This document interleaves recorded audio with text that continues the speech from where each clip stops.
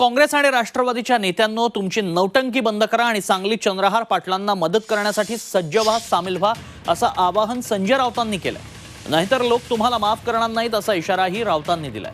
यावर मवियात वातावरण खराब होईल असं राऊतांनी बोलू नये असा पलटवार विश्वजित कदमांनी केलाय। एकंदरीत सांगलीच्या जागेवरून मवियात आरोप प्रत्यारोप रंगू लागले। काँग्रेसच्या नेत्यांना, राष्ट्रवादीच्या नेत्यांना आम्ही आवाहन केलेलं आहे की तुमची नौटंकी आता बंद करा आणि महाविकास आघाडीच्या या परिवर्तन यात्रेमध्ये सामील व्हा। नाहीतर लोक तुम्हाला सांगलीची माफ करणार नाही। धाडस असेल तर त्यांनी नाव घेऊन बोलावं, मला माहीत नाही। मी पुन्हा सांगतो, ते राज्याचे ज्येष्ठ नेते आणि त्यांनी मला असं वाटतं